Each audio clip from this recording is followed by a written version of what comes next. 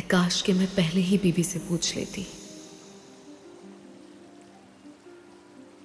कि मैं यहीं ठहर जाऊं और आपके फिराक में अश्क बहाऊं, या मदीने की तरफ लौट जाऊं और जहां कहीं भी मुमकिन हो आपके इस सफर की हकीकत को बयान करती रहूं। आपके पास ही ठहर जाऊं और अपनी माँ से जुदाई को बर्दाश्त करूं, या फिर अपनी माँ के पास चली जाऊं और आपसे दूरी का गम सहूं। यहीं कुम में आपकी कब्र मुबारक की मुजावर बन जाऊं और आपके ज़ायरीन की खिदमत करूं, या आपकी सफ़ीर बनकर मदीना चली जाऊं।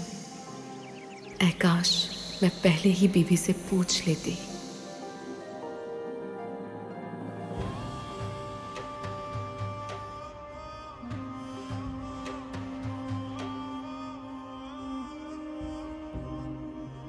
बनु अब्बास कई साल बनु उमैया से जंग जिदाल के बाद सन 132 हिजरी में हुकूमत हासिल करने में कामयाब हो गए। उनके इस क़याम का आगाज रसूलुल्लाह सल्लल्लाहु अलैहि वसल्लम की आलो औलाद को हक दिलाने के नारे से हुआ, लेकिन इक़्तिदार के हुसूल के बाद औलाद रसूल पर मुख्तलिफ किस्म की पाबंदियाँ लगाकर उनको महदूद करने की कोशिशें की गईं। ये सिलसिला फ़कत आइम्मा मासूमीन को दरबारों में पेश किए जाने और कैदोबंद की अज़ियतों तक ही नहीं रुका, यहाँ तक कि हुकूमत बनु अब्बास की तरफ से ख़ानदान रिसालत को दर्स व तदरीस तक की इजाज़त नहीं थी। इसकी इंतहा इनकी 5वीं हुकूमत के ज़माने में देखने को आई, जब इमाम हुसैन अलैहिस्सलाम की हरम की इमारत को नुकसान पहुँचाया गया और फिर मज़ार की अलामत और कब्र मुबारक पर साया करने वाले कदीमी बेरी के दरख्त को काटने का हुक्म दिया गया। हारून रशीद के बाद उसका बेटा मामून रशीद तख्त ताज का वारिस बना। मामून दारुल हुकूमत मर्व में साकिन था और बगदाद व मदीना के हवाले से परेशान था। अपने भाई अमीनुर रशीद को बगदाद में शिकस्त देने के बाद किसी हद तक बगदाद से उसकी परेशानी कम हो गई, लेकिन मदीना के लिए उसने एक नई चाल चली। इमाम अली इब्न मूसा रिज़ा अलैहिस्सलाम को मदीने से दारुल हुकूमत की तरफ हिजरत और वली अहदी के लिए मजबूर किया जाना मामूनुर रशीद की नीयत को आश्कार करता है। इमाम अली रिज़ा अलैहिस्सलाम की मर्व की जानिब हिजरत के तकरीबन 1 साल बाद मदीना की मरकजियत के खात्मे के लिए अब किसी और को मदीना से हिजरत के लिए मजबूर किया जा रहा था। ऐ मुसलमानों, खैर और बरकत को खुद से दूर ना करो।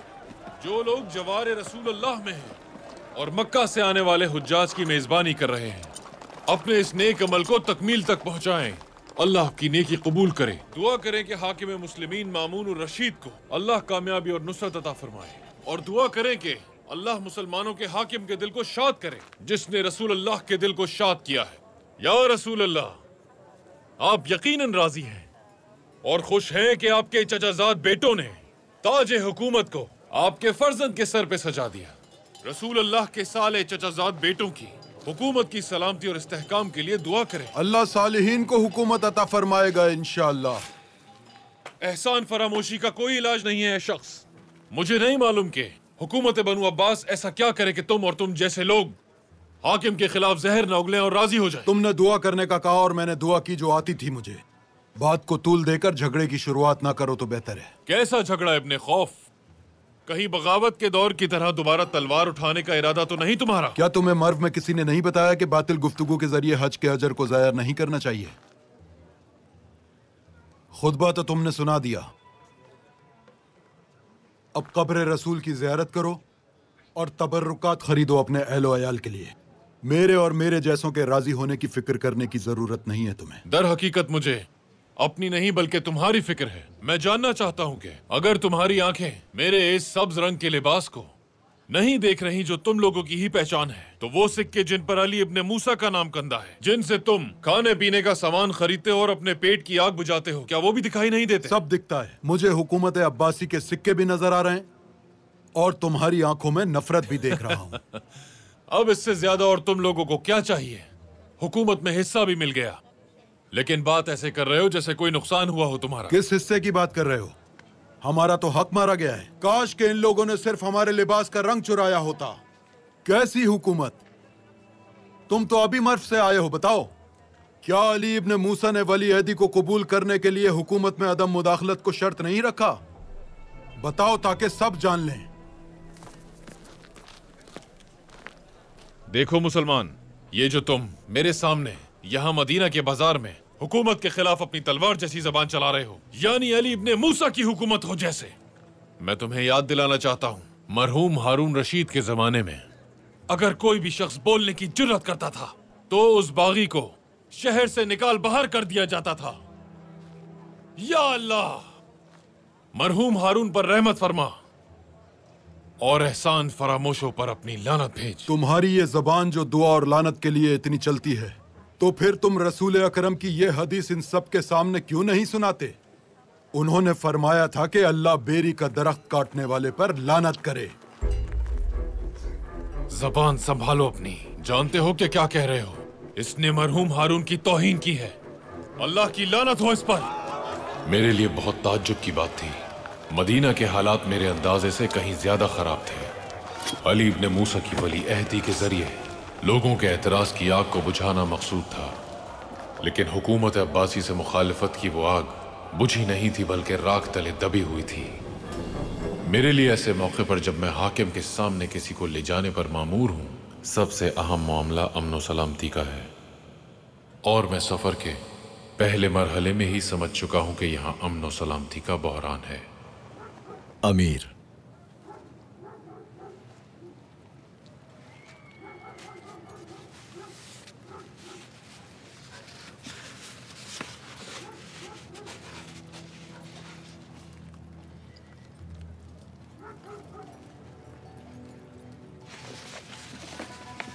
ये तो फकत एक शख्स को ले जाने का हुक्म है। अली इब्ने मूसा के फर्जंद और जौजा को दारुल हुकूमत नहीं बुलाया गया। मेरा काम सिर्फ पैगाम पहुंचाना है। मुझे क्या मालूम कि पैगाम में क्या लिखा है। अगर ये इतना ही आम और फौरी था तो तुम इतनी देर से क्यों लेकर आए मेरे पास? मेरे जिम्मे एक और काम भी था। इसहाक इब्ने मूसा पर नजर रखनी थी मुझे। वो मक्का से यहां पहुंचा है ताकि सफर में साथ जा सके। इसहाक इब्ने मूसा,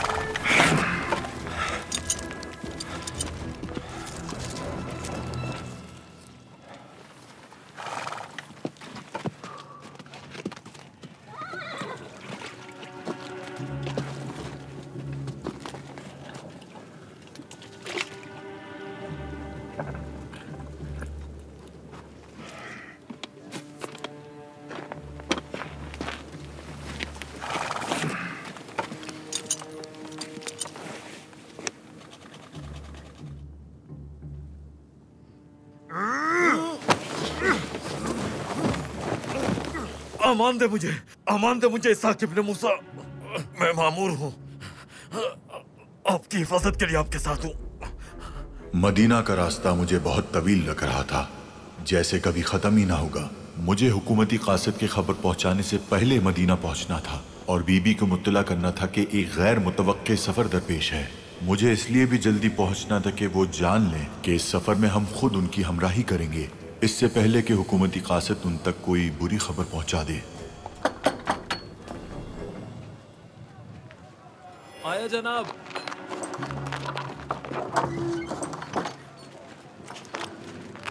अस्सलाम वालेकुम। वालेकुम अस्सलाम। बीबी कहाँ है? आपके भाई अली इब्ने मूसा के घर में है, वहां दर्स दे रही हैं। सब खैरियत तो है? कोई कासिद आया था दारुल हुकूमत से? नहीं, मेरे इल्म में तो नहीं है। कोई बुरी खबर है क्या? तुम परेशान ना हो अबू अस्मा। भाइयों, अल्लाह खैर करे। कासिम भाई हमजा, इब्राहिम, देखो जनाबे इसहाक आए हैं।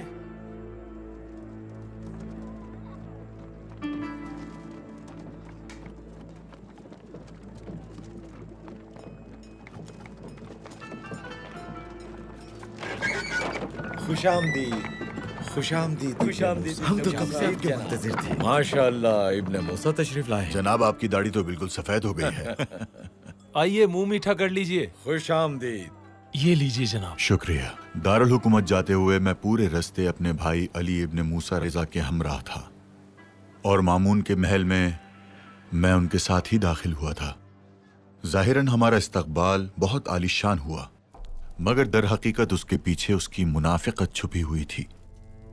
मामून अब्बासी ने इस इस्तकबाल का आगाज अपने लिबास के रंग को तब्दील करने से किया। बनु अब्बास की पहचान स्याह रंग का लिबास है, लेकिन वो सब्ज रंग का लिबास पहन के आया, जो कि हमारी पहचान है। चचाजाद भाई कहते उसकी जबान नहीं थकती थी।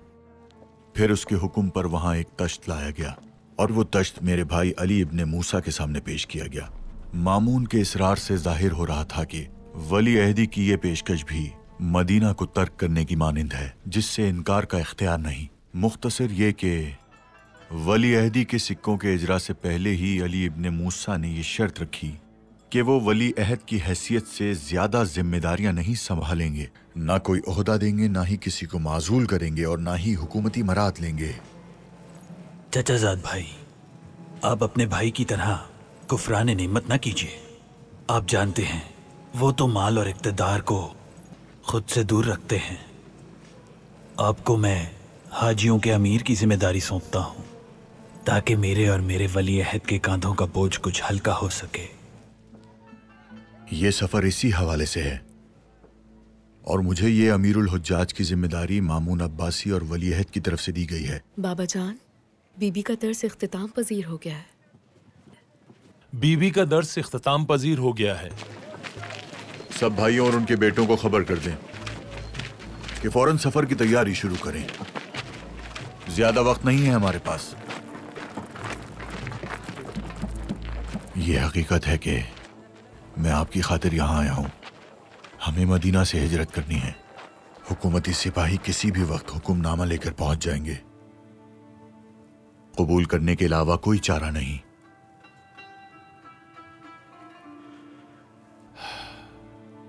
हुकूमत आपको मजीद मदीने में सुकूनत इख्तियार करने की इजाजत नहीं दे सकती।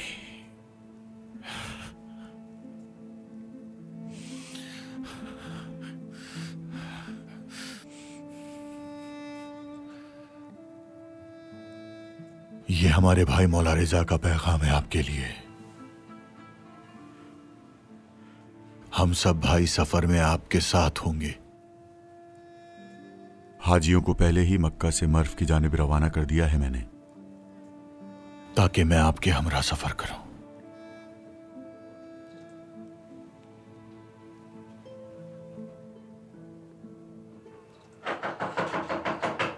क्या कोई है इस घर में?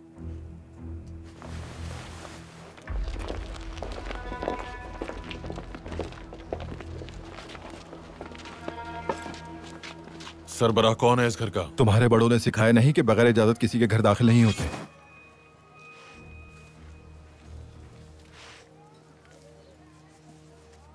इस हुकूमत के हुक्मनामे को किसके हवाले करूं मैं? इस हुक्मनामे पर फौरी अमल दरामद भी मेरी जिम्मेदारी है। अगर आज का दिन ढल न रहा होता तो मैं कल का इंतजार नहीं करता। वली अहद की हमशीरा को कल दारुल हुकूमत का सफर इख्तियार करना है। कोई सवाल नहीं करेगा। फौरन तैयारी करो जाने की।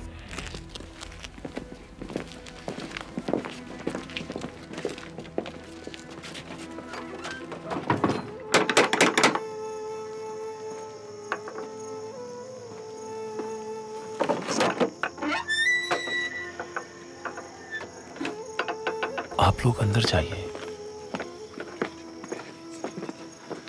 सलामत रहो। शुक्रिया।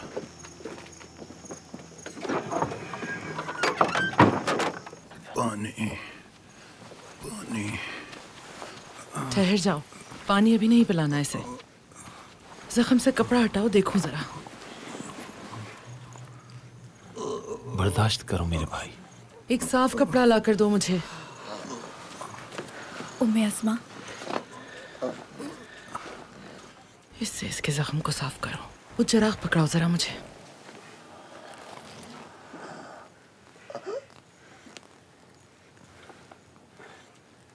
जख्म काफी गहरा है। बहुत हसास जगह पर लगा है। काफी वक्त लगेगा ठीक होने में। मैं अभी आती हूँ।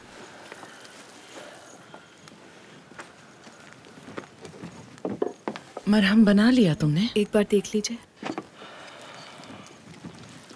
ज्यादा पतला नहीं होना चाहिए। इसमें से कुछ और शामिल करो। बहुत ही मामूली से नमक का भी इजाफा करो इसमें और अच्छी तरह मिलाना। अब क्या करेंगे? तुम परेशान मत हो। बहुत ज्यादा खून बह चुका है उनका। जानती हूँ, लेकिन ठीक हो जाएगा।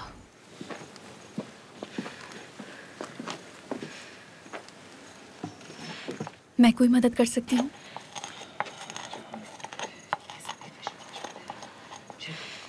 दवा बनाते हुए कोई जिक्र वगैरह नहीं पड़ती क्या तुम? मैं अपनी वालिदा से तबाबत सीख रही हूँ। मुझे जादू टोना नहीं आता। अच्छा, मुझे ये बताओ, तुम मुतमईन तो हो ना कि जख्म के लिए यही मरहम बेहतर रहेगा? बेहतर तो ये है कि किसी को जख्म लगाने पर मजबूर न किया जाए। तो फिर तुम क्यों अपनी जुबान से वार कर रही हो?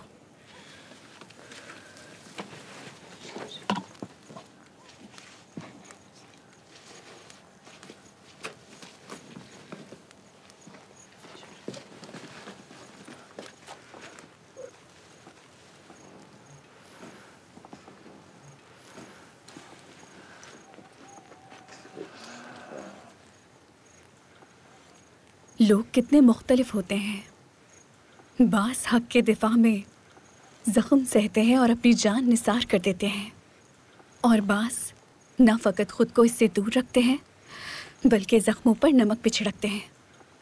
वालिदा, जैसा आपने कहा था मैंने बना दिया। मैं बाहर इंतज़ार कर रही हूँ आपका, क्योंकि मुझ में हिम्मत नहीं है ऐसी बातें सुनने की। क्या हुआ है? मुझे नहीं मालूम।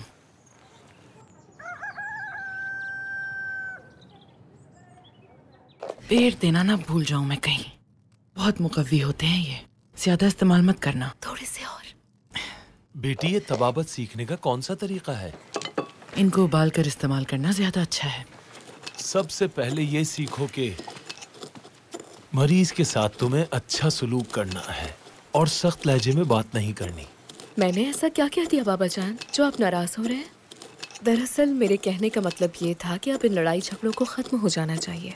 मामून अब्बासी ने हमारे मौला को वली अहदी का मनसब दे दिया है और बीबी को भी दारुल हुकूमत आने की दावत दी है। क्या अब भी वक्त नहीं आया कि इस दुश्मनी के लिबास और उस पर लगे धब्बों को कराबतदारी और अपनायत के हौस में धो दिया जाए, ताकि हम भी सुकून का सांस लें और हमारे मर्दों के सरों पर से जंग और बदअमनी का साया दूर हो पाए। वरना इसी तरह आहो फरियाद और लड़ाई झगड़े की फिजा बनी रहेगी और तलवारें तेज होती रहेंगी। तुम्हारी जबान भी तलवार से कम तेज नहीं है। पकड़ो से। अब जबकि वो लोग सुलह चाहते हैं और अपनी तलवारों को न्याम में रख चुके हैं, और हम इस सुलह की शीरीनी को कड़वाहट में बदल देना चाहते हैं। हम मौला अली इब्ने मूसा को दारुल हुकूमत बुलाए जाने पर सुए ज़न करते रहे, तो बीबी को बुलाए जाने पर क्या कहेंगे? क्या ये खुशी की बात नहीं है? तुम्हें उन लोगों की नीयत के बारे में क्या मालूम? उन लोगों का जाहिर कुछ है और बातिन कुछ और है बेटी। मुझे तो ऐसा लगता है कि आपके लिए उन लोगों का बातिन बिल्कुल जाहिर है। ला हौला वला कुव्वता। क्या इस घर में कभी सब एक साथ खुश नहीं रह सकते वालिदा? इस घर में हमेशा से दुख और परेशानियां नहीं थी। कभी ये घर भी खुशियों का गहवारा हुआ करता था बेटी। हम नन्हे मेहमान को खुशामदीद कहने के लिए कतार बनाए खड़े थे। क्या ही अच्छे दिन थे। यहाँ से वालिदा ने पुरानी यादों को ताज़ा किया और अच्छे दिनों के बारे में बताने लगी। इस बात का बारहा जिक्र किया कि हम मूसा इब्ने जाफर के घर के अफराद की तरह रहे हैं। उस घर में हमें कभी कनीज़ी और गुलामी का एहसास नहीं हुआ। बीबी की विलादत का जिक्र भी किया और बताया कि उस घर में खुशी का समा था। हमारे मौला अली इब्ने मूसा के लबों पर मुस्कुराहट थी, और ये भी कि मूसा इब्ने जाफर ने उस घर के बड़े होने की हैसियत से नौ मौलूद के कानों में अज़ान दी। मेरी वालिदा ने सख्ती के दिनों, गमज़दा यादों और मूसा इब्ने जाफर के हुकूमती बुलावे और कैदोबंद की अज़ियतों से सरफ़े नज़र किया, ताकि ये बता सकें कि मूसा इब्ने जाफर की अदम मौजूदगी में अली इब्ने मूसा ने अपनी असीज हमशीरा को कभी बाप से दूरी का एहसास नहीं होने दिया। बहन और भाई के रिश्ते में उस्ताद और शागिर्द का रिश्ता ज्यादा उजागर था और ये आले मोहम्मद की शागिर्दा मदीना की ख़वातीन के लिए बेहतरीन मौल्लिमा साबित हुई। अच्छी यादों का तस्करा करते हुए बात मुझ तक आ पहुंची और बताया कि बीबी ने अपनी घर की खात्मा की बेटी यानी मुझे अपने भाई हमजा के साथ अज़दवाजी रिश्ते के लिए मुंतखब किया।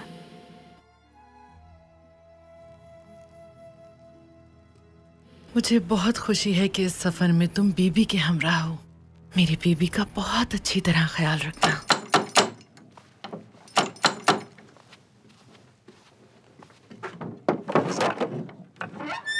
अस्सलाम वालेकुम। वालेकुम अस्सलाम। सफर के लिए तैयार हैं? ये वालिदा ने भेजा है, सफर में काम आएगा आपके। बहुत शुक्रिया। अंदर आइए। अस्सलाम वालेकुम। वालेकुम अस्सलाम बेटा, खुश आमदीद। तबीयत कैसी है आपकी? शुक्र है अल्लाह का। ये लीजिए। बहुत शुक्रिया बेटा। वालिदा ने कहा है कि अगर आप चाहें तो सफर पर चल सकती हैं हमारे साथ। नहीं बेटा, ये हकीकत है कि मुझे बहुत याद आएगी तुम दोनों की, मगर मेरे अंदर सफर करने की हिम्मत नहीं है।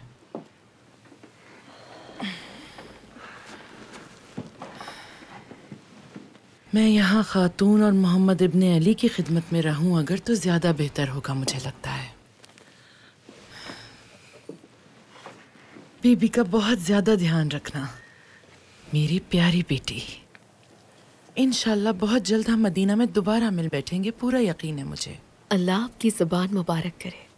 लेकिन उस वक्त मैं एक नातजुर्बाकार शागिर्दा नहीं रहूंगी जिसकी तबाबत में आसानी से खामी ढूंढी जा सके, बल्कि ऐसी तबीबा होंगी जिसने दारुल हुकूमत के माहिर तबीबों से तबाबत सीखी होगी और मेरी अपनी एक पहचान होगी इंशाल्लाह। मेरे जिगर का टुकड़ा अब तुम्हारे हवाले। आपके जिगर का टुकड़ा है और मेरी आंखों का नूर है। अल्लाह तुम दोनों को सलामत रखे। सफर एक ऐसी पहेली है जिसका जवाब जो भी हो, लेकिन खुदा हाफिजी की नागवारी से शुरू होता है। और सफर से एक दिन पहले की शब खुदा हाफिजी में गुजरी। एक फूफी की खुदा हाफिजी अपने भतीजे मोहम्मद इब्ने अली से, एक मौल्लिमा की खुदा हाफिजी अपनी शागिर्द ख़वातीन से, और अपने जद रसूल अल्लाह सल्लल्लाहु अलैहि वसल्लम के मज़ार से खुदा हाफिजी। बनु हाशिम में एक खूबी ये है कि जब तक वो जिंदा रहते हैं अपनी ख़वातीन को मुश्किल वक्त में अकेला नहीं छोड़ते।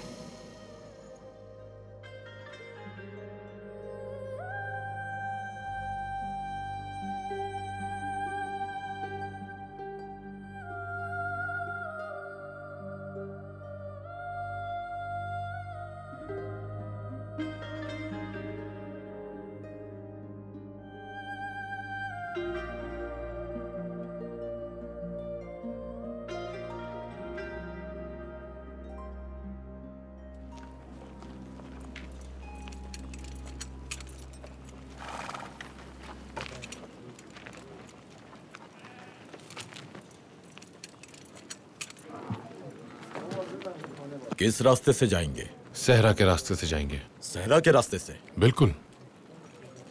वो तो खतरनाक रास्ता है। खतरनाक है लेकिन मुख्तसर है। सफर शुरू करें। रास्ता बहुत तूलानी है और दिन छोटे हैं। हमें फौरन रवाना होना है।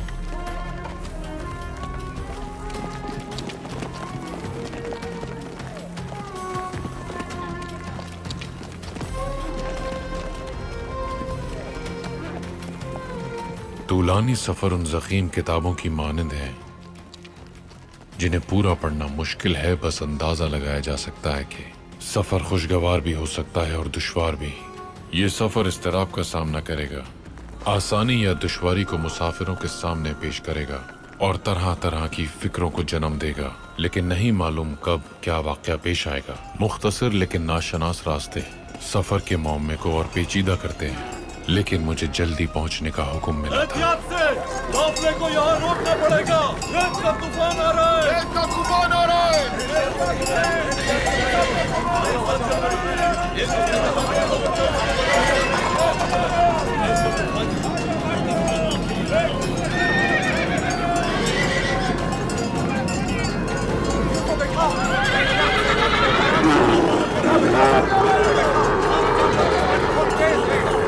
जल्दी करो, सब अपनी जानों को आधा बना ले।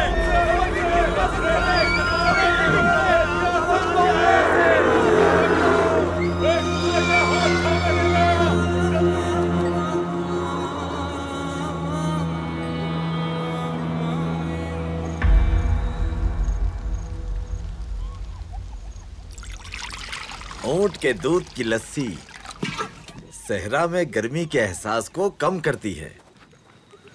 आप लोग क्या हज से वापस आ रहे हैं? सहरा का रास्ता क्यों इख्तियार किया? ये तो बहुत खतरनाक रास्ता है। ए बुजुर्गवार, आप तो इनके साथ थे। ये रास्ता खतरनाक है, क्या आपको मालूम नहीं था? क्या कह सकते हैं भाई, इस रास्ते के इंतखाब पे मजबूर थे। क्या कहा मजबूर थे? आप लोगों के साथ तो खवातीन और बच्चे भी हैं। ए बादिया नशीन, क्या तुम हमेशा लस्सी के जायके को अपने गैर मरबूत सवालों से इसी तरह बदजायका करते हो सकता है कि हमें देर हो रही हो। देर से पहुंचना बेहतर है, बजाय इसके कि इस बयाबान में अपनी जानों को खतरे में डाला जाए। रास्ते का तयन करना हमारा काम है, आपका नहीं जनाब इसाक। ये रास्ता थोड़ा तूलानी है लेकिन पुरअमन है, और उस रास्ते से बेहतर है जिसकी तजवीज हमें ये शख्स दे रहा है। तूलानी होने की वजह से क्या वो शख्स इस रास्ते से जाने पर राजी हो जाएगा? काफिला सालार हम हैं, इस सफर में वो हमारे साथ हैं। हम उस रास्ते से नहीं जाएंगे जहाँ से हमारे भाई को ले जाया गया। हम गैर मदू मेहमानों का क्या करेंगे? लगता है इन मामूरों के अलावा कुछ और लोग भी हैं जो हमारे काफिले के साथ साथ हैं। वो मामून अब्बासी के जासूस हैं। जब तक मर्व में सब कुछ ठीक है, हमें इनसे कोई खतरा नहीं। हमारी सफर के हवाले से परेशानियों को देखकर बीबी ने फरमाया कि हमें परेशान होने के बजाय सफर की इन जहमतों से इस्तिफादा करना चाहिए। उन्होंने फरमाया कि जिस रास्ते से भी गुजरें वहाँ बयान हदीस और वाज़ो नसीहत की मजालिस का इनेकाद किया जाए। ये मेरे लिए बहुत मुश्किल था कि दारुल हुकूमत से आए मामूरों की मौजूदगी में ये मजालिस कैसे मुनक्किद की जाए, और दूसरी तरफ बीबी के इत्मीनान की वजह से मुतमईन भी था। कई रोज़ो शब सफ़र में गुजरे। हम बयाबानों, सहराओं और सरसब्ज़ो शादाब इलाकों से गुजरते हुए जा रहे थे। हर रास्ते पर लोग हमें खुश आमदीद और खुदाहाफिज कहने के लिए मौजूद होते थे। आज हम सब इस मर्द मोमिन के मेहमान हैं। शब में यहीं क़याम करेंगे।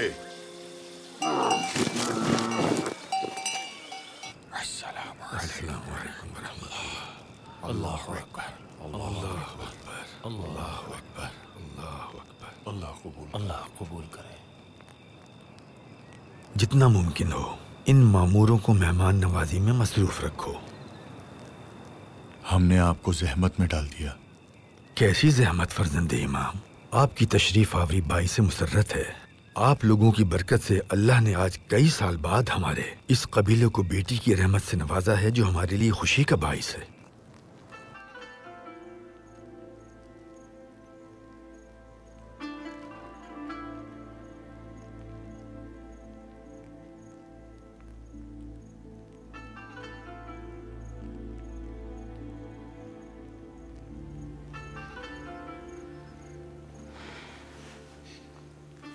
कितना अच्छा हुआ कि आप आई। आज कितना मुबारक दिन है। मैं जानती थी और सबसे कहती थी कि ख्वाब ख्याल इस कदर वाज़ेह और यकीनी नहीं होते।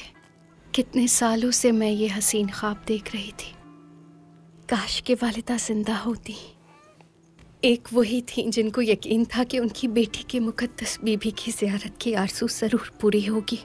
वो कहती थी, इसमें कोई फ़र्क नहीं कि तुम उन्हें जागते हुए देखो या ख्वाब में, चाहे बुढ़ापे में देखो या फिर जवानी में। मुक़द्दस बीबी का नाम चाहे मरियम हो या आसिया हो या फिर फातिमा, जब भी तुम उनकी ज़ियारत करो मेरा सलाम पहुंचा देना। मैं नहीं जानती थी कि आपका क्या नाम है, नहीं मालूम था कि आपकी ज़ियारत होगी या नहीं, मगर मुतमईन थी मैं, ये दिन ज़रूर आएगा। मुझे यकीन था इस बात का। आप पर मेरा सलाम, मेरी माँ का सलाम जो अब इस दुनिया में नहीं है, और इस बच्ची का सलाम जिसकी विलादत आज ही हुई है। इसका नाम फातिमा रखा है, इसे कबूल फरमाए। वो बहुत खुश थी उसकी बेटी की पैदाइश के मौके पर वो मुक़द्दस बीबी के जिनकी ज़ियारत के लिए वो कब से बेचैन थी, आज वही उसके रूबरू खड़ी है और उसकी बेटी के कानों में अज़ान व अक़ामत कह रही है। और बीबी भी उस बच्ची का नाम फातिमा रखने पर खुश थी। दुख्तर रसूलुल्लाह हजरत फातिमा से मोहब्बत बीबी की मुस्कुराहट से जाहिर थी। देखते ही देखते मजलिस बयान हदीस में तब्दील हो गई और फिर बीबी ने रसूलुल्लाह की चंद अहदीस का जिक्र फरमाया जिनमें औलाद अली से मोहब्बत और उसके अजीम अजर को बयान किया गया था। हम सब बहुत खुश थे सिवाय एक शख्स के। बिल्कुल तमीज नहीं है तुम्हें खाने की। मेरे आगे से सारा गोश्त चुनकर खाए जा रहे हो। खामोश हो जाओ, खाना भी सुकून से नहीं खा सकते तुम लोग। मैं सफर में गैर मामूली तब्दीली को महसूस कर रहा था। ये तय नहीं पाया था कि हम किसी नदी में गिरे पत्तों की तरह हैं कि पानी जिस तरफ भी चाहे बहा कर ले जाए। रास्ते में जगह जगह अली इब्ने मूसा के हामी ग्रोहों की शक्ल में जमा हो जाते थे और जो चाहते कहते और सुनते थे। इमाम मदीने में मौजूद नहीं है, ये मुख्तसर सा जुमला सुनते ही हमारे सफर की थकावट में कई गुना इजाफा हो गया था। जब तक घर का दरवाजा बंद नहीं हुआ, ना उम्मीद नहीं हुए, हम सवालनामे को उनके हवाले किया और ये तय पाया कि जब इमाम मदीना वापस आ जाएंगे तब हम इसका जवाब लेने के लिए दोबारा आए। दूसरी बार नाउमीदी तो अपनी जगह थी, लेकिन हमें एक बात ने हैरान करके रख दिया कि इमाम अभी वापस नहीं लौटे थे, मगर हमारे सवालों के जवाब हमें मिल चुके थे। हमें उनके वापस ना लौटने की फिक्र भी थी और ये जानने का इश्तियाक भी कि आखिर किसने इन सवालात के जवाब दिए हैं और क्या ये जवाब सही होने पर इत्मीनान किया जाना चाहिए भी या फिर नहीं। लेकिन ये इस्तिराब मदीना के मरकजी दरवाजे तक ही हमारे साथ रहा। जब हम पहुंचे तो इमाम को दूर से आते हुए देखा। अस्सलामु अलैका यब्ना रसूलुल्लाह, हमारी जाने आप पर कुर्बान। हम मदीने से नाकाम नहीं लौटे थे। इमाम की जियारत की और मुख्तसर वक्त में जितना हो सका उनकी गुफ्तगू से फैजियाब हुए। हम खुश थे, लेकिन जब वो जवाब हमने इमाम की खिदमत में पेश किए तो हमारी खुशी में इजाफा हो गया। इमाम ने वो जवाब पढ़ना शुरू किए और हमारी मुस्तरिब नजरें इमाम की मुतमईन निगाहों पर जमी हुई थीं जब वो एक एक सत्र को पढ़ रहे थे। और फिर इमाम ने हमारे परेशान लेकिन मुस्कुराते चेहरों पर निगाह डाली और फरमाया, ये जवाब बिल्कुल दुरुस्त है। बाप बेटी पर कुर्बान जाए, बाप बेटी पर कुर्बान जाए। मैंने अपनी पूरी जिंदगी में कभी किसी बाप को अपनी बेटी पर ऐसे फख्र करते हुए नहीं देखा था। हमने इस पर अल्लाह का शुक्र अदा किया कि उसने ऐसी बेटियां अता की जो आलिमा हैं। बेटी, तुम मुझे अपनी माँ ही समझो। अस्मा, इसकी आंखों का रंग कुछ सर्द नहीं लग रहा? जी मुझे भी लग रहा है। तुम्हारे पास कोई दवा है? नहीं। परेशानी की बात नहीं, मैं किसी से मंगवा लेती हूँ अभी। बहुत शुक्रिया आपका। ये तुम्हारे हाथ इतने ठंडे क्यों हो रहे हैं? ये तो कमजोरी की अलामत है। मेरे ख्याल से दूध और शहद इसके लिए बहुत अच्छा रहेगा। बिल्कुल, उसके पीने से माँ में ताकत आएगी।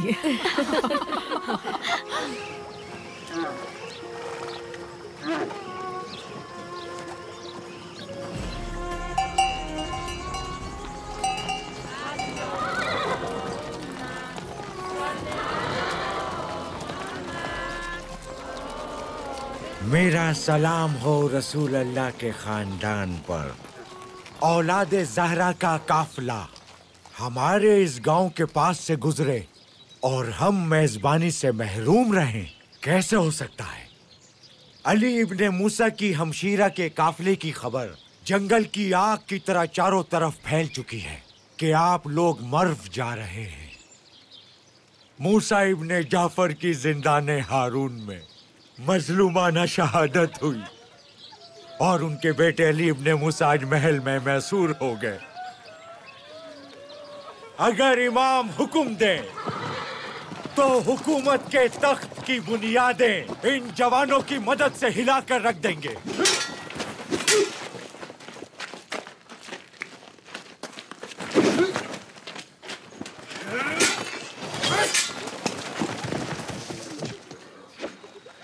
तुम में से कोई एक यहाँ आ जाए। जंग की मशक करने में कैसा डर।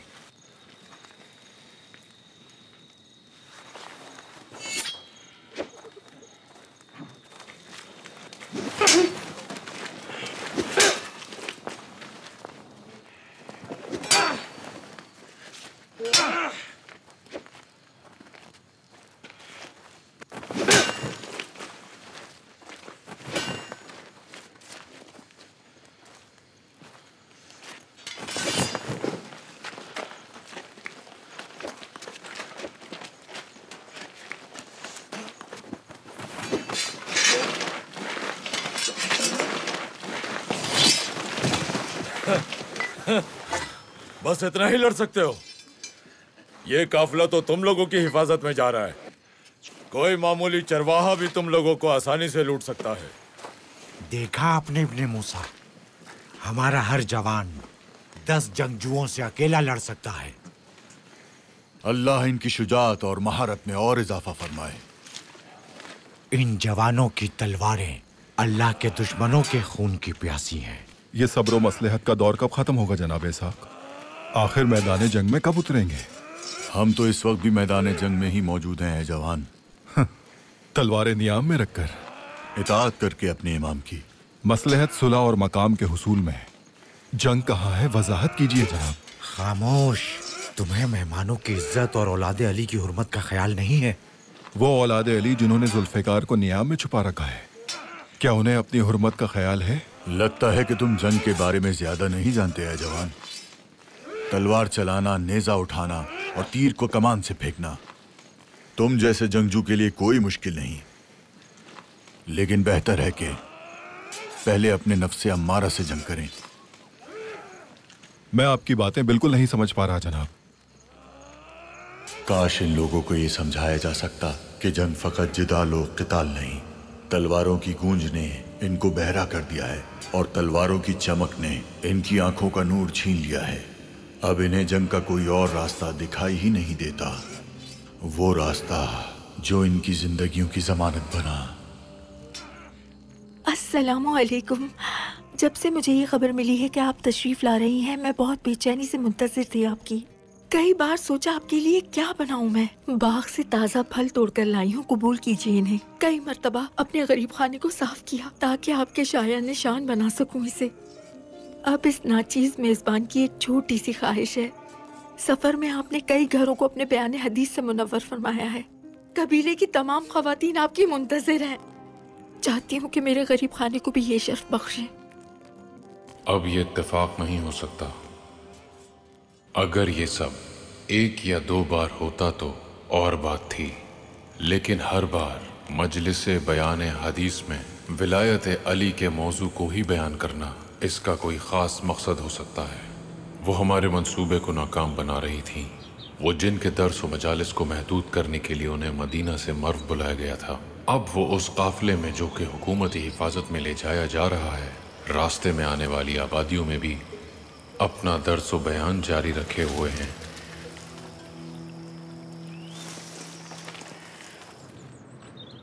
खजूरें लाया हूं आपके लिए, मुंह मीठा कर लें। बहादुर, कैसे हो तुम? ये लो ताजा रोटियां, बीबी ने भिजवाई हैं। मेरे लिए? हाँ, उन्होंने तुम्हारे लिए भिजवाई हैं।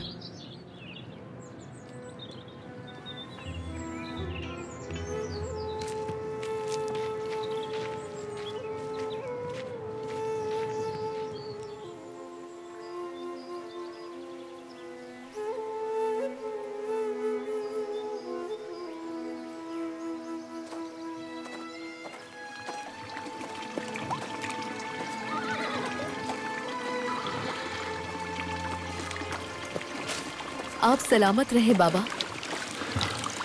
आ गई तुम बेटी। बगदाद नजदीक है।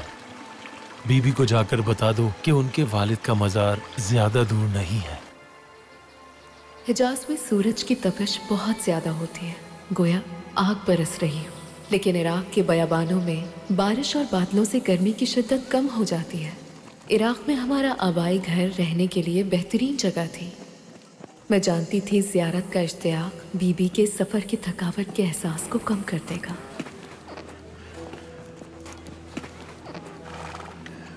बीबी, हम बगदाद के नजदीक पहुंच गए हैं। वालिद गिरामी के मज़ार की ज़ियारत के लिए जाएंगे पहले।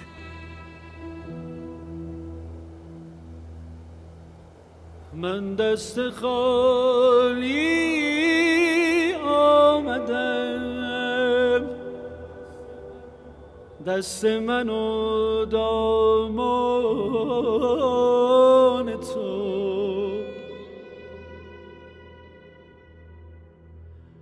سر تا به پا درد و غمم، درد من و درمان تو.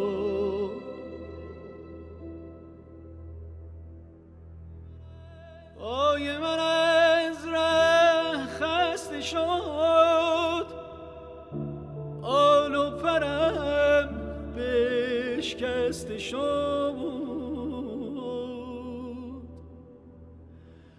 هر در به رویم بسته شد، جز درگه احسان تو.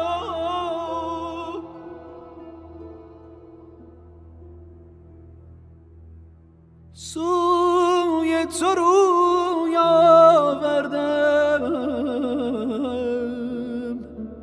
ای خون صبوح آوردم، من آبرو آوردم،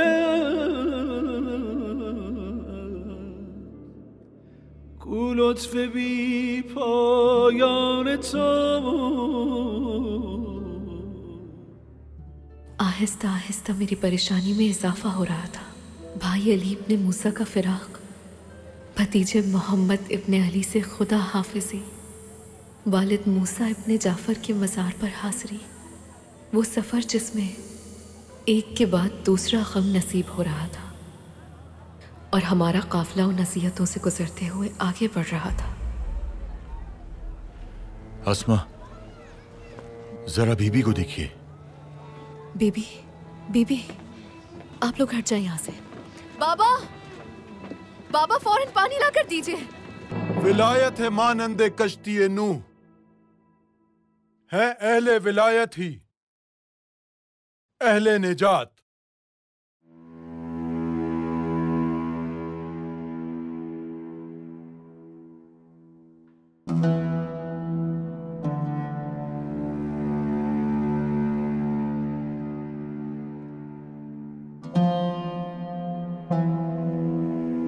वो दिल जो विलायत के हामी नहीं, वही दिल है गुमराह और बेसबात।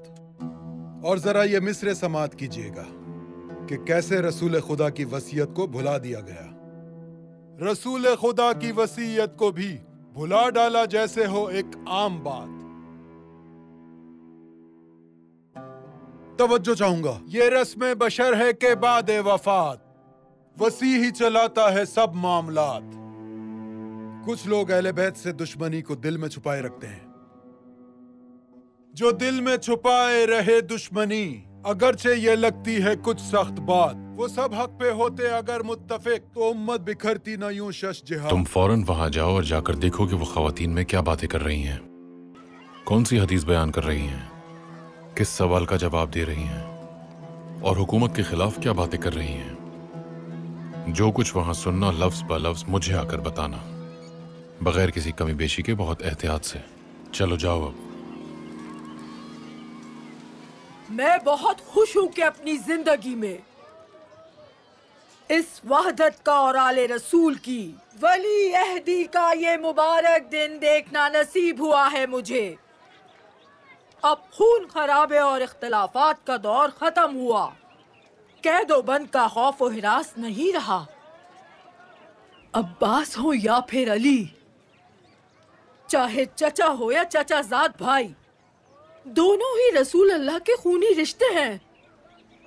तमाम इख्तलाफात खत्म हो चुके हैं। बीबी पर उस खातून की साजिश आमेज गुफ्तगू नागवार गुजरी। उन्होंने अपने जद रसूल अल्लाह से हदीस नकल फरमाई और कहा कि उस औरत की तरह अमीरुल मोमिनीन अलैहिस्सलाम को दूसरों के बराबर करार न दिया जाए। और हज़रत फातिमा ज़हरा की एक हदीस का जिक्र किया जो नस्ल दर नस्ल औलाद अली से रिवायत हुई थी। क्या तुमने उसे फरामोश कर दिया है जो रसूल अल्लाह ने गदीर खुम में फरमाया था, जिसका मैं मौला हूँ ये अली भी उसका मौला है। और ये भी फरमाया कि अली को मुझसे वही निस्बत है जो हारून को मूसा से थी।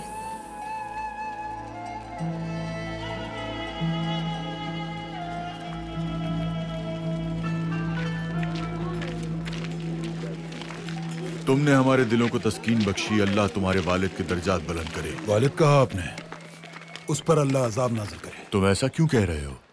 अपने बाप को बद्दुआ क्यों दे रहे हो ऐ शायर? क्योंकि उसके करतूत से वाकिफ हूं मैं शाहिद हूं कि वो जालिम शख्स फर्जंद रसूल को जिनके मज़ार की आप जियारत करने के लिए आए हैं दर्दनाक अजियतें देता रहा। आखिरकार फर्जंद रसूल शहीद हो गए। उस वक्त मैं बहुत कम सिन था। मैंने खुदा की बेहतरीन और बदतरीन मखलूक को एक साथ देखा है। थोड़ा ख्याल करो है भाई, हो सकता है कि तुम्हारे इर्द गिर्द ऐसे अफराद मौजूद हो जो तुम्हारी बातें हजम ना कर सके। अल्लाह आपकी ज़ियारत कबूल करे। आप चाहें तो मजीद रुक सकते हैं यहाँ। बगदाद में मुझे अपने एक देरीना दोस्त से मुलाकात करने के लिए जाना है। इस तरह आप लोगों को यहाँ रुकने के लिए ज्यादा वक्त मिल सकेगा। तुम्हारा क्या नाम है ऐ शायर गुमनाम? कशा जिम। मुनाफिकाना शायरी में काफी महारत हासिल है तुम्हें। तुम्हारा नाम याद रहेगा मुझे।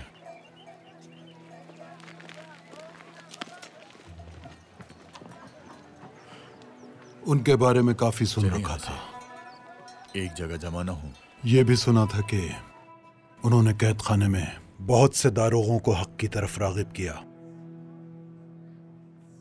और यह भी सुना कि वो हारून और रशीद की हुकूमत के खिलाफ क़याम करने का इरादा रखते थे। और यह भी कि वो रसूलुल्लाह के फर्जंद हैं। मैंने अपने नाना बिन शाहक के कैद खाने में जो देखा, उसे अगर मैं एक लफ्ज में बयान करना चाहूं तो वो लफ्ज होगा इबादत। लगता था कि उनका माबूद कोई और है और हमारा कोई और।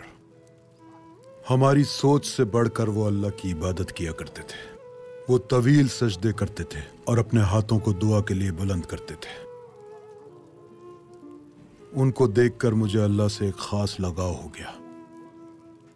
लेकिन मेरा बाप बहुत संग दिल था। उसका दिल पत्थर से ज्यादा सख्त था। वो मूसा इब्न जाफर के गुज़िश्ता दारोगों से बहुत मुख्तलिफ था।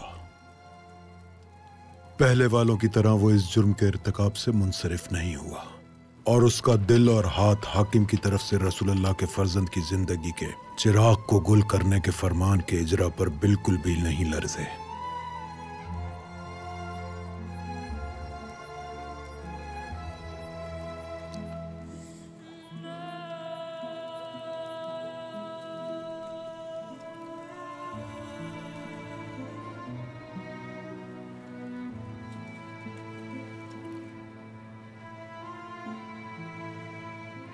मुझे उनकी शहादत की खबर के मदीना पहुंचने का बहुत अफसोस था, इसलिए कि मदीना को बगदाद से कभी कोई अच्छी खबर नहीं मिली थी।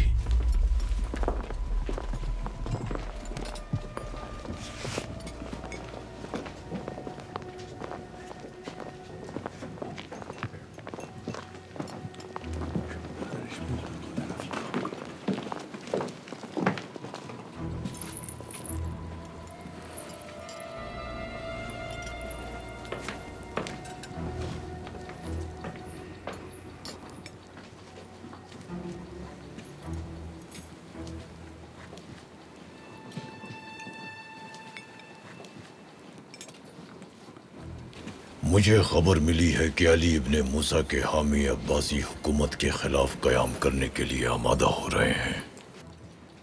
परेशानी की कोई बात नहीं है। सब कुछ हुकूमत के ज़ेरे नज़र है और हर किस्म की खबरें और सफ़र की तफसीलात मुसलसल दारुल हुकूमत पहुंचाई जा रही हैं।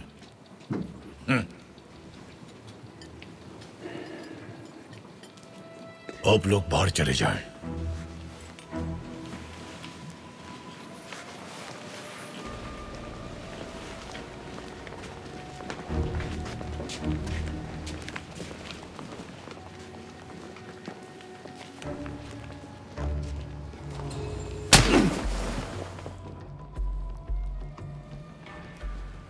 क्या तुम जानते हो कि जिस काफिले की जिम्मेदारी तुम्हें दी गई है वो जिन इलाकों से भी गुजरता हुआ आ रहा है, वहाँ के लोग काबू से बाहर होते जा रहे हैं। क्या मामून अब्बासी को इस बात की खबर है कि तुम वली अहद की हमशीरा को किस रास्ते से लेकर जा रहे हो? वो बेखबर नहीं। आज तुमने देखा बगदाद में कुरैश के कब्रिस्तान में उस यहूदी ज़ादे कशा जिम ने क्या किया। क्या ये भी बताया है तुमने मामून को? ये खतरनाक रास्ता जो मुहिब्बाने औलादे अली से भरा हुआ है, किसका इंतखाब है? इस खबर को भी जितना जल्दी हो सके तफसीली तौर पर दारुल हुकूमत तक पहुंचाओ। खबरदार कर रहा हूं मैं।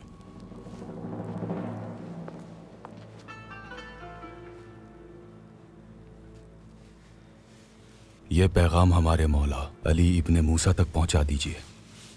लिखने वालों के नाम इसमें तहरीर नहीं किए कि खुदा न खास्ता अगर कोई मसला पेश आए तो उन अफराद की जानें महफूज रहें।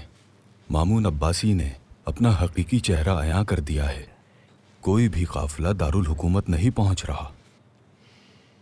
बहुत से मोमिनीन जो अली इब्ने मूसा से मुलाकात का इरादा रखते थे वो दारुल हुकूमत मर्व नहीं पहुंच पाए। हुकूमत के शदीद रद्द अमल के नतीजे में बहुत से हाशमियों ने जामे शहादत नोश किया और बाकियों की कोई खैर खबर नहीं। इन्ना लिल्लाहि व इन्ना इलैहि राजिऊन।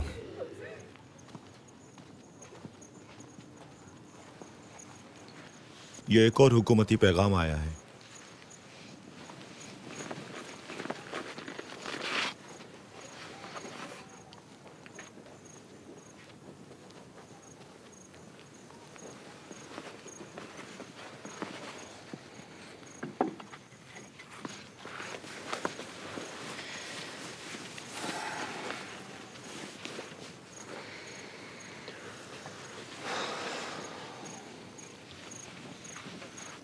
ये सफर अब मूसा इब्ने जाफर के फर्जंदान से क्या चाहता है हमजा? आखिर क्यों इस खानदान के नसीब में अपने वतन से दूरी लिखी है? वालिद गरीबुल वतन होकर बगदाद में शहीद हो गए। उनके फर्जंद को मर्व में रहने पर मजबूर किया गया।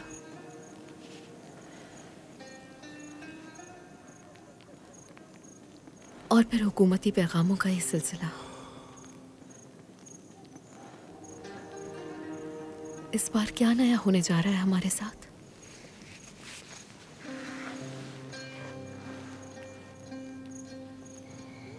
आधी रात गुजर चुकी है, सर्दी भी मजीद बढ़ गई है। मुझे तो इनकी खवातीन और बच्चों की फिक्र है। इनका मजीद यहाँ ठहरना बेहतर नहीं है। मैं जाकर कहती हूँ।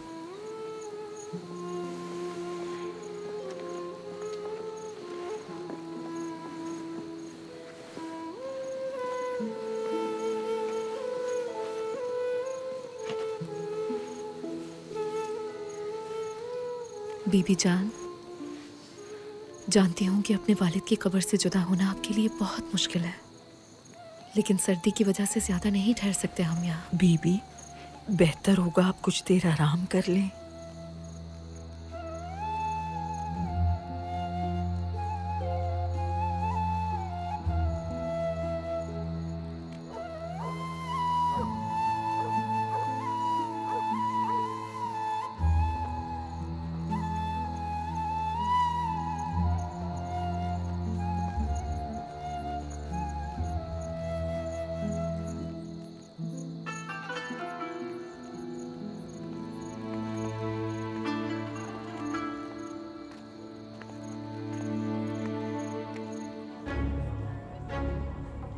उस बद इखलाक बूढ़े के तमाचे से मेरा अंदाजा और भी सही हो गया कि बगदाद और मर्व के दरमियान फासले इतनी आसानी से कम नहीं हो सकते।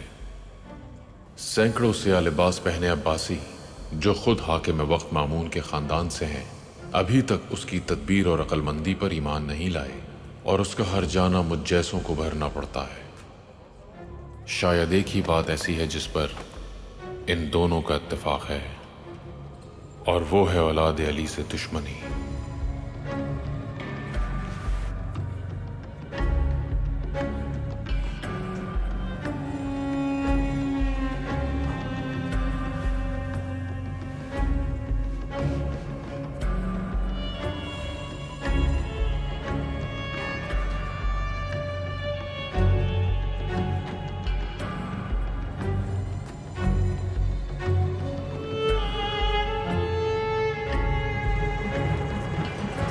हम हाकिम वक्त के वली अहद के सगे बहन भाई थे, लेकिन इसके बावजूद हमारी परेशानियां और मुश्किलात कम नहीं थीं। और इस परेशानी की एक वजह यह थी कि हमारे किसी भी काफिले को मर्व पहुंचने नहीं दिया जा रहा था। बीबी भी इस हवाले से काफ़ी परेशान थी, क्योंकि हम ये बात जान चुके थे कि मामून अब्बासी की हुकूमत के दौरान हर इक़दाम गैर मामूली है।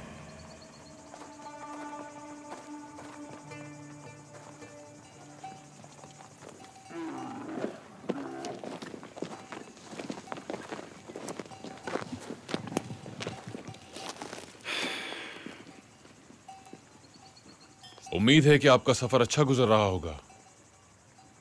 कैसा गुजर रहा है मोहतरम इसहाक? आपके लिए शेर पढ़े जाते हैं, कुर्बानी की जाती है आपके लिए, इस्तकबाल और खुदा हाफिजी हो रही है, और फिर भी इतने दुख भरे अंदाज से दश्त व बयाबान को तक रहे हैं। आपको तो खुश होना चाहिए इस सफर में। कैसी बातें कर रहे हैं? आखिर उस सफर पे हम खुश कैसे हो सकते हैं जिस सफर के लिए हमें मजबूर किया गया है? मकाम और इक़्तिदार के लिए मजबूर किया जाना काश हमें भी नसीब हो जाए। लगता है कि आप इरादा कर चुके हैं कि हकीकत से मुंह फेर लिया जाए। अल्लाह आपको हकाइक देखना नसीब करे। अल्लाह को बीच में क्यों लाते हैं? उससे शिकायत है मुझे। क्या मेरा हक यही था कि मैं इस तरह काफिले के हमरा हूं और हर रोज आपकी नफरत भरी निगाहों का सामना करूं, और दूसरी तरफ मेरे अपने लोगों की मेरे साथ बदसलूकी? क्या क्या कुछ सहना पड़ रहा है मुझे। खैर छोड़िए, आपसे दिल की बातें करने का कोई फायदा नजर नहीं आता मुझे। ठीक है, जाइए, मगर ये बात जहन में रहे कि जो अल्लाह करता है वो बेहतर होता है हमारे लिए। कैसी नफरत! आपकी रोटी में खजूरें डालकर आपके सामने पेश किया जाता रहा, उसमें नफरत थी या हमराही सफर की मिठास थी?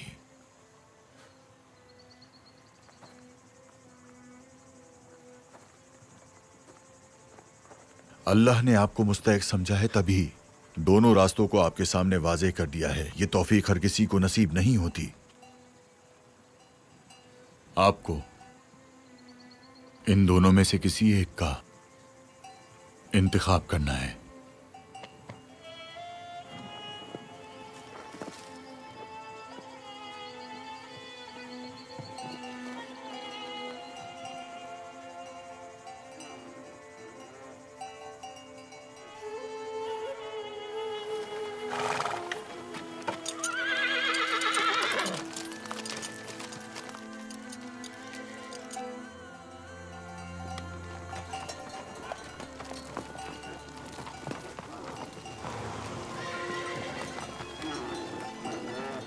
पहाड़ों और वादियों की शदीद सर्दी के जिससे हमारा पहली बार वास्ता पड़ा था, हमारे लिए वबाले जान बन गई थी। लेकिन इससे भी ज्यादा परेशान कुन बात यह थी कि हुकूमत के भेजे हुए मामूर अचानक गायब हो गए और मशकूक अफराद की आमदोरफ्त शुरू हो गई। ये अजीब और गरीब इज़्तिराब और वहशत की कैफियत हड्डियों तक पहुँचने वाली सर्दी से ज्यादा तकलीफ देती।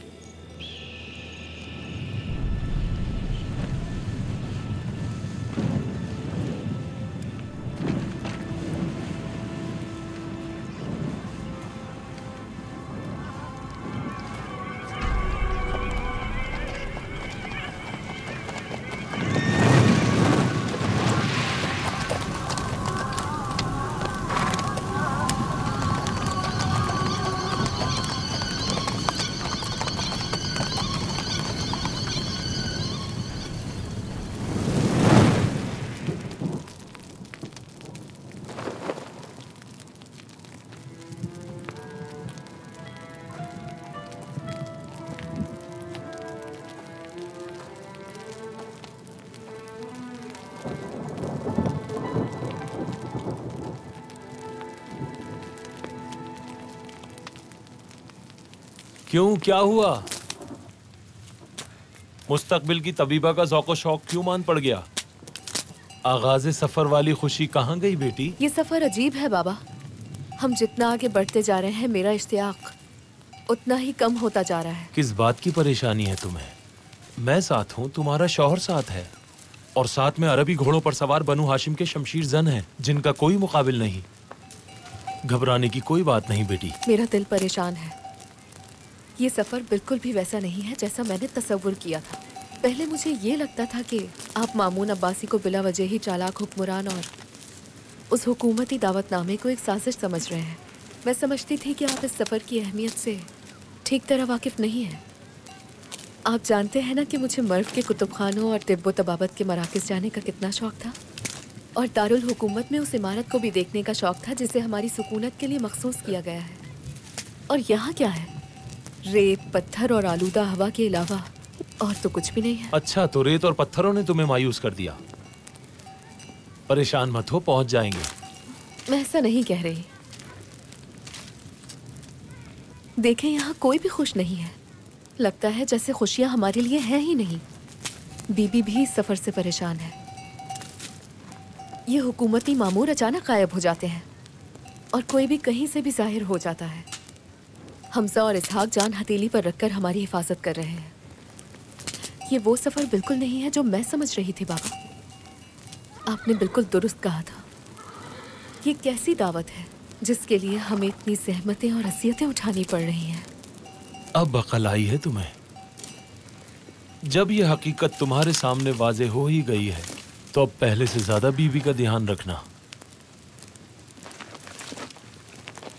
बीबी की हिफाजत अहम है।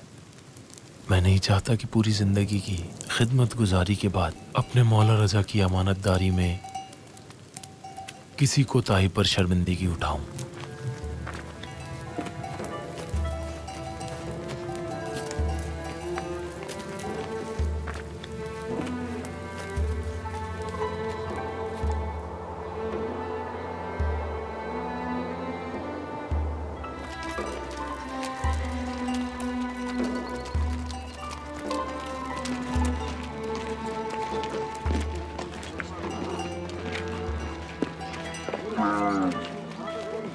बाबा जान,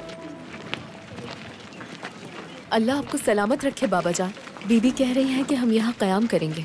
वो चाहती हैं कि यहाँ की ख़वातीन के लिए मजलिस हदीस व नसीहत का इंतज़ाम किया जाए। उनका हुक्म सर आँखों पर। मैं बहुत परेशान हूँ। किसी की हिफाजत आसान काम नहीं, वो भी किसी ऐसी हस्ती की हिफाजत जो इस कदर अहम और महबूब हो। तो फिर इस इज़्तिराब और बेचैनी का होना फितरी अमल है। हमारा ये सफ़र तो अजीबो गरीब वाक़यात से भरा हुआ है। सफ़र का तूलानी होना, दूरी और उदासी, कभी अपनों और कभी गैरों के साथ माशरत, ये सब जंगजू मर्दों के जिस्म रूह को भी थका देता है। मैं परेशान हूँ। मैं बीबी को ऐसी रंजीदा हालत में देखकर गमज़दा हूँ। एक अरसे से ज़मीन व आसमान मुझे ये समझाने की कोशिश कर रहे हैं कि ये सफ़र दुखों और तकलीफ़ों से भरा हुआ है। कल की रात आपने कहां बसर की जनाब?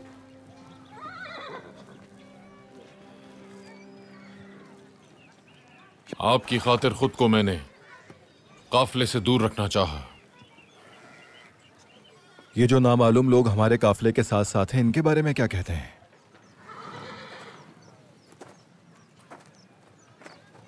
नामालूम? कौन है? मैंने तो किसी को भी नहीं देखा। अच्छा, खुश आमदीद। कुछ दिनों से मैं बहुत बेसब्री से आप लोगों की मुंतज़िर हूँ। मेरी दावत कबूल करके मेरे गरीब खाने को इज्जत बख्शे। हलवा बनाकर लाई हूँ मैं। अगर आप मुझे इजाज़त दे तो मैं ये बीबी की खिदमत में पेश कर दूँ। मुंह मीठा कर लें जनाब इसहाक, बहुत खुलूस से बना कर लाई है।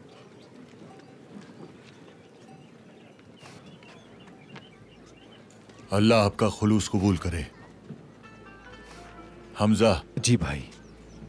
इन खातून को बीबी के पास ले जाएं। ठीक है।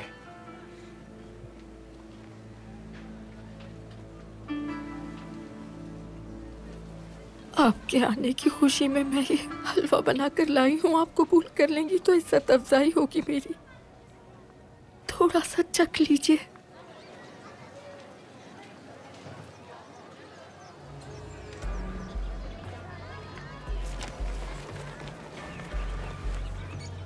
क्या तुम जानते हो कि क्या कर रहे हो नादान? अस्मा, अस्मा, अस्मा! क्या बात है हमजा? सब खैरियत तो है? मैं नहीं जानता, लेकिन बेहतर है कि कोई उस हलवे को ना खाए। क्या हुआ हमजा?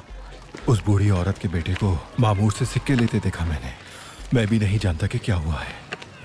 मुझे शक हुआ तो इन्हें आकर मना किया। तुम्हें नहीं लगता कि इंसान को अपनी की गई गलतियों से सीखना चाहिए?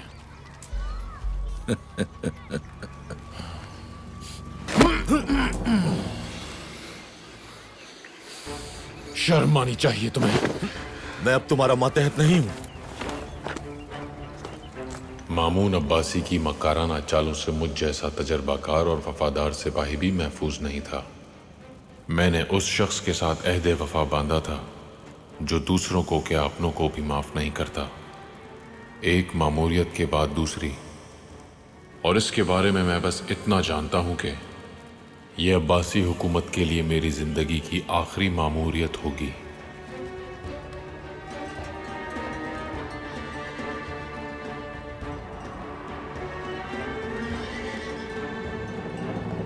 अगर कोई चाहता कि हमें किसी मुश्किल में डाले और उस पर इल्ज़ाम भी ना आए तो वो क्या करता? वही जो मामून अब्बासी हमारे साथ कर रहा है। मुझे नहीं लगता कि हुकूमत के सिपाहियों में इतनी जुर्रत है कि वो वलीअहद के खानदान के काफिले पर हमला कर सकें, और अगर उन्होंने ऐसा किया तो मामून अब्बासी की साजिशें बेनकाब हो जाएंगी, और उसने जो दोस्ती का ढोल पीटा है वो तबले जंग की सदा में तब्दील हो जाएगा। जैद, आप काफिले के पीछे कुछ फासले पर साथ आएं। कासिम, आप पहाड़ों और बुलंदियों पर नजर रखेंगे। हमजा, आप जाफर के साथ हमारे काफिले के आगे चलेंगे। अगर कोई मशकूक हरकत नजर आए तो फौरन खबर करेंगे। मदीना से यहाँ तक नामालूम और मख्फी अफराद हमारे काफिले का पीछा नहीं छोड़ रहे थे। कभी पहाड़ों में, कभी नखलिस्तानों में, कभी मैदानों और बयाबानों में। लेकिन मुझे इससे बढ़कर हुकूमत की तरफ से इस साजिश का डर था कि कहीं वो किसी हादसे का सहारा ना ले, जैसे किसी पहाड़ से बड़े पत्थर का गिरना, खैमों में आग का लग जाना, या फर्जी राहजनों के जरिए हम पर हमला करवाना वगैरह, जिसके बाद हुकूमत खुद को इस सारे मामले से मुबर्रा करार दे।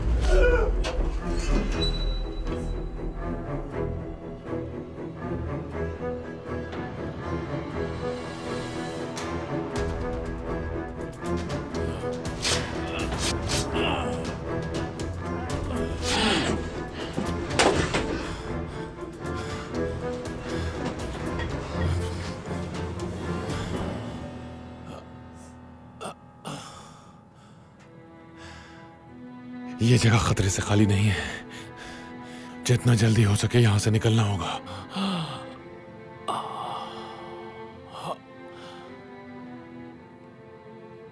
बीबी बीमार हो गई है और मेरी किसी भी कोशिश से खातिर खा नतीजा हासिल नहीं हो रहा। शायद ये इसहाक इब्ने मूसा के तसक्कुर की वजह से है।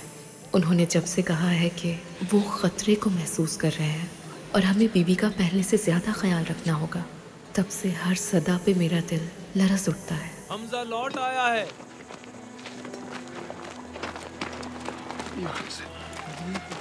दुनिया मेरी सोच और तवक्को से कहीं झूठी थी। पहले मैं सोचता था कि ज़मीन और आसमान एक हो सकते हैं, लेकिन मैं अब्बासियों के अलावा किसी और के लिए तलवार नहीं चला सकता। मगर यहाँ हमराही सफ़र की खजूरों की मिठास अपना काम कर गई और मैंने अब अपने ही साबका साथियों के हाथों जख्मी बदन के साथ अपने हम काफिला की जानों की हिफाजत की खातिर तलवार उठाई है। ये आपके साथ क्या हुआ है? मुझे माफ कीजिएगा जनाब इसाक, हक को पहचानने में देर हो गई, बहुत देर। आपकी और आपके लोगों की जानें महफूज नहीं है। वो किसी भी सूरत इस काफिले को सही सलामत मर्व नहीं पहुंचने देंगे।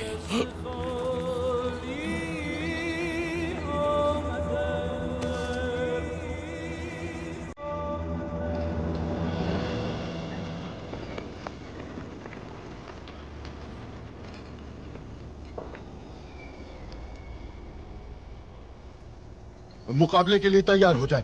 कासिम, जैद, इब्राहिम, आप लोग मेरे साथ चलें।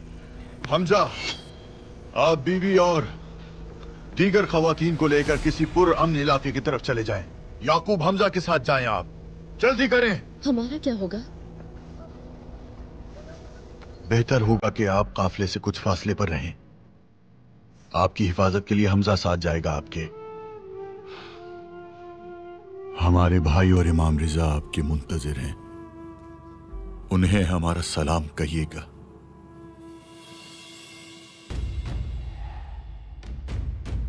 मैं आक़िबत खैर का मुंतजिर था। मुझे जर्रा बराबर भी मौत का खौफ नहीं था।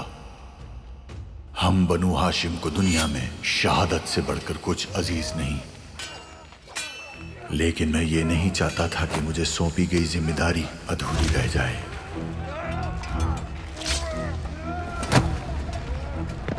और लोग मेरे बारे में ये कहें कि इसहाक ने कहीं पर कोई कोताही की है।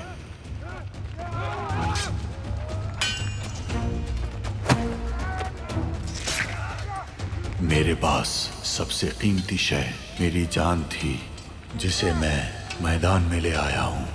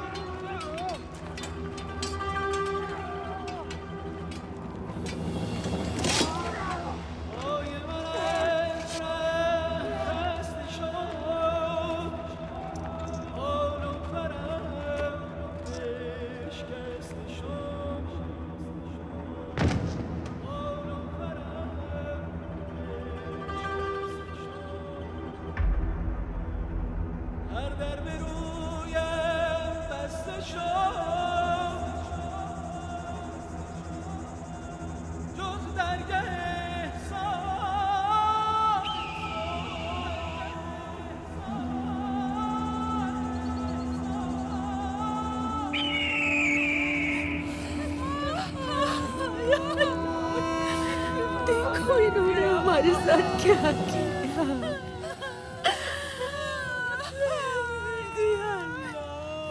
आले मोहम्मद पर कितना जुल्म ढाया है। मैंने कहानियों में भी कभी इस तरह के रहसनों के बारे में नहीं सुना था। उनमें हर कोई तजुर्बाकार और तरबियत याफ्ता जंगजू की तरह था।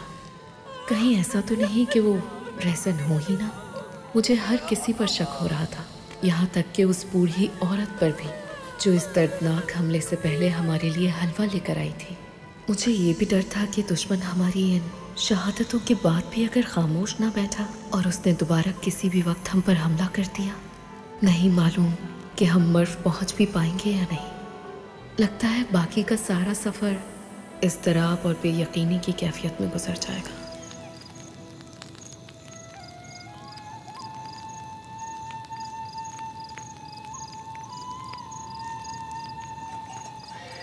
बीबी पूछ रही है कि कुम तक कितना फासला है।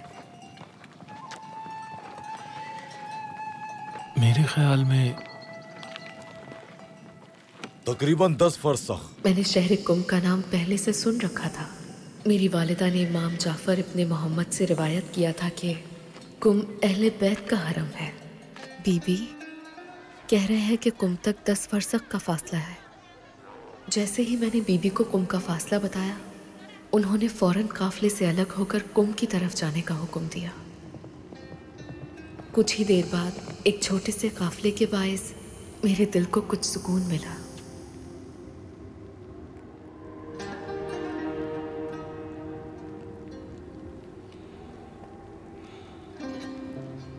मेरा सलाम हो अहले बैत इस्मत व तहारत पर।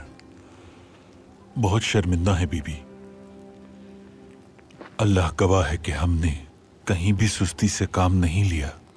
हम लोगों को जैसे ही आपके काफिले की खबर मिली, हम उसी वक्त रवाना हो गए। हमें अपने गम में शरीक समझे। मर्व तक पहुंचने में बहुत दिन लग जाएंगे। आपसे दरखास्त करते हैं कि आप कुछ दिन कुम में हमारी मेजबानी कबूल फरमाएं। फिर से इत्मीनान और इज़्तिराब यकजा हो गए। इत्मीनान इसलिए कि कुम का नाम सुनते ही बीबी के रंजीदा और गमज़दा चेहरे पर इत्मीनान नजर आया, और इज़्तिराब इसलिए कि मालूम नहीं कुम पहुंचने तक हमारे साथ क्या होगा। कुम वालों, बीबी का काफिला पहुंच गया है। दुख्तर मूसा इब्ने जाफर का काफिला पहुंच गया है।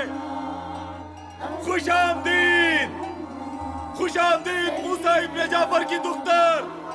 खुशामदीद, आपने कुम वालों को यह शर्फ बख्शा। आप पर हमारा सलाम। हम सब आपका खैर मकदम करते हैं। मर्व में हमारे मौला रिजा की खिदमत में पहुंचने तक काफी रास्ता बाकी है। आप सेहत याब होने तक यहीं कुम में कयाम फरमाइए और इस शहर वालों को अपनी खिदमत का मौका दीजिए। मेरा सलाम कबूल कीजिए। हम सब आपके गम में बराबर के शरीक हैं। कुम के तमाम मर्द और ख़वातीन आपसे ताज़ियत करना चाहते हैं और आपकी सलामती के लिए दुआ गो हैं।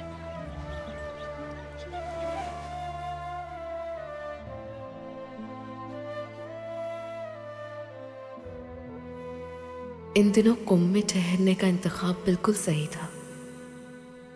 अपनी माँ की नसीहत और जनाब इसहाक शहीद की वसीयत के मुताबिक मैं खुद को बीबी के मुहाफ़िज़ के मुकाम पर देख रही थी। एक जगह ज़्यादा देर तक नहीं ठहर सकती थी। बीबी हर हाल में, चाहे खलवत में हो या ख़वातीन से मुलाकात में मसरूफ़ हो, ज़िक्र इलाही को कभी फरामोश नहीं करती थी। और मेरी इबादत इन दिनों बीबी की आयादत करने में थी, दवा बनाना और बीबी की सेहतयाबी के लिए अपनी पूरी कोशिश करना। अस्मा, बीबी, देखो क्या हुआ है। बीबी क्या हुआ है आपको? तबीबा, तबीबा को फौरन बुलाइए। थोड़ा पानी दो मुझे। तबीबा, या अल्लाह, क्या हो गया इन्हें? जल्दी से देखिए ना आगे। पुरसुकून हो जाएं। मेहरबानी करके आप सब बाहर चली जाएं। चले। या अल्लाह, अपना करम करना।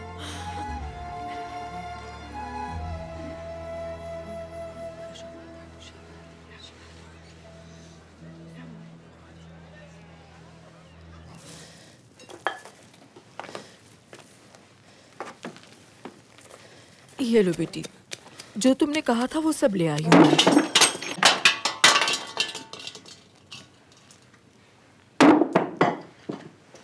इतनी घबराई हुई क्यों हो तुम? काम कर रही हूँ, घबराई हुई नहीं हूँ मैं। काम कर रही हो इस तरह से? क्या हो गया? और कैसे होता है काम? मैं यहाँ अपने घर से मीलों दूर, शौहर शहीद हो गया परदेस में, और कैसे काम करूँ कि आप राजी हो जाए, बताएं मुझे। अल्लाह तुमसे राजी हो मेरी बेटी। मैं सिर्फ ये कहना चाहती थी कि तबाबत सब्र और तहम्मुल का काम है। इस परेशानी और अफसुर्दगी में तुम दवा तो बना सकती हो बेटी, लेकिन शिफा नहीं दे सकती। अल्लाह तुम्हारी मदद फरमाए।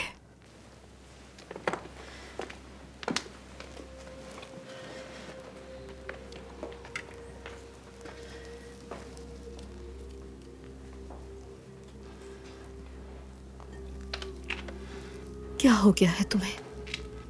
तुम तो मौजिज़ा करना चाहते थे, मदीना की बेहतरीन तबीबा के शिफा बख्श हाथ बनना चाहते थे,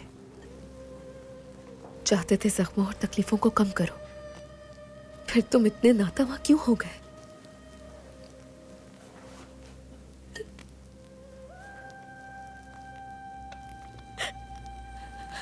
आखिर इस बीमारी का इलाज मुश्किल क्यों है?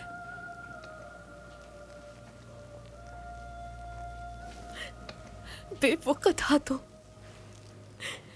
काश तुम ना होते।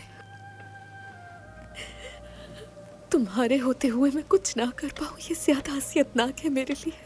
अगर आपके हाथ थक गए हैं तो मैं मदद कर दूं आपकी?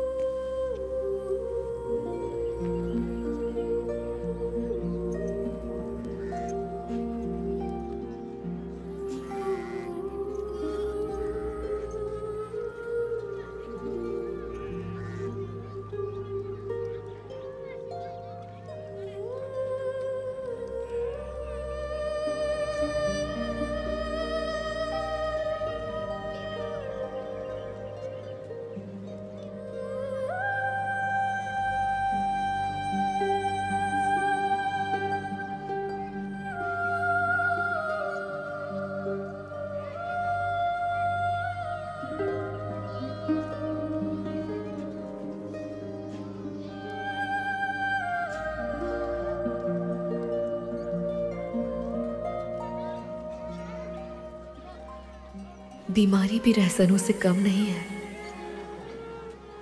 खामोशी से आगे बढ़ती है, फिर मुहासरा कर लेती है। जब ऐसा लगता है कि इस बीमारी से छुटकारा मिल जाएगा तो सामने खड़ी नजर आती है।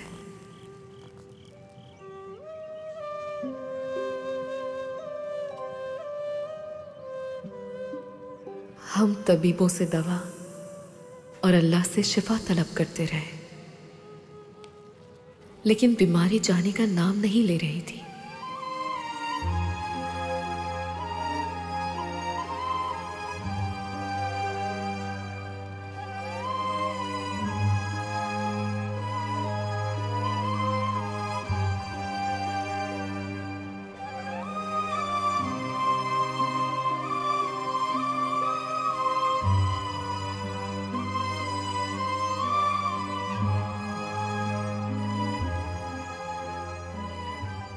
और उस दिन से अल्लाह की पनाह, जब तबीब दवा और इलाज के बजाय नहीं जानते, शायद या दुआ करें जैसे अल्फाज की तकरार करें। मैंने अपनी पूरी कोशिश कर ली। जितना इल्म तिब मैंने सीखा है वो सब इस्तेमाल कर लिया है, मगर कोई फायदा नहीं हुआ। नहीं जानता कि उनकी बीमारी की असल वजह मुझ पर जाहिर क्यों नहीं हो रही।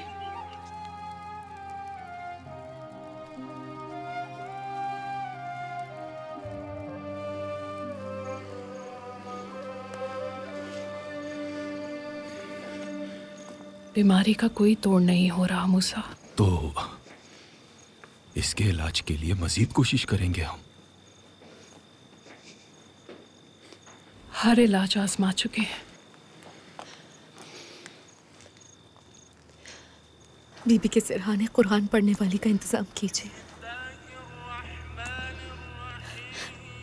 तबीब ने जवाब दे दिया है अब किसी के बस की बात नहीं है।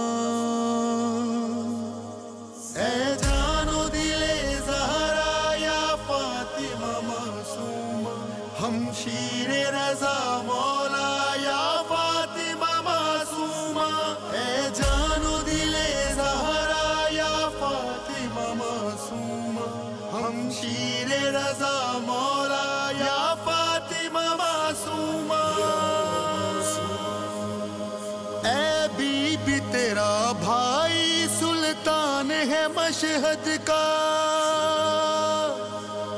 वो 8वां मोती है तस्बीह मोहम्मद का, वो 8वां मोती है तस्बीह मोहम्मद का। आला है तेरा शजरा या फातिमा।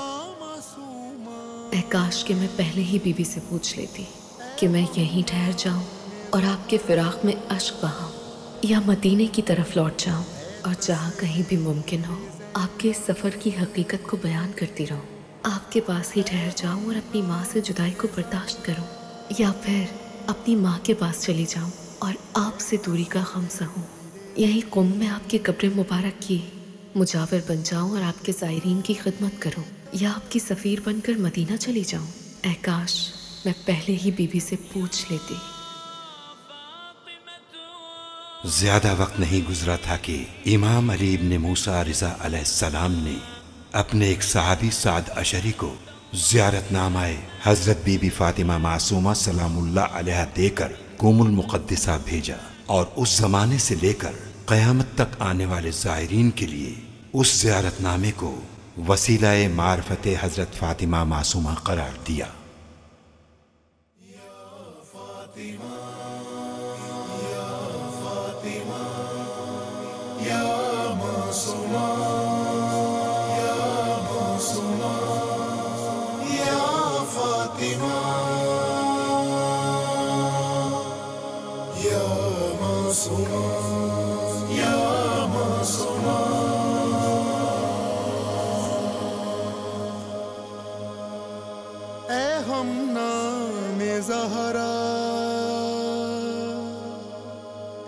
तस्वीर ज़ैनब, ऐ हम नाम ज़हरा ए तस्वीर ज़ैनब कुराने तक़द्दुस ए तफसीर ज़ैनब ए जानो दिले ज़हरा या फातिमा मासूमा हम शीरे रज़ा मौला या फातिमा मासूमा ए जानो दिले ज़हरा या फातिमा मासूमा हम शीरे रज़ा मौला या फातिमा मासूमा तू गुंचा इस्मत है अज़मत के गुलाबों में तू आयत काज़िम है कुरान के हिजाबों में तू आयत काज़िम है कुरान के हिजाबों में तत्हीर तेरा पर्दा या फातिमा मासूमा ए जानो दिले ज़हरा या फातिमा मासूमा हम शीरे रज़ा मौला या फातिमा मासूमा ए जानो दिले ज़हरा या फातिमा मासूमा हम शीरे रज़ा मौला या फातिमा मासूमा तू दुख्तरे ज़हरा है ज़ैनब की है तू सानी तू शम्मे हिदायत है तू मशअले ईमानी तू शम्मे हिदायत है तू मशअले ईमानी तू इल्म का है दरिया या फातिमा मासूमा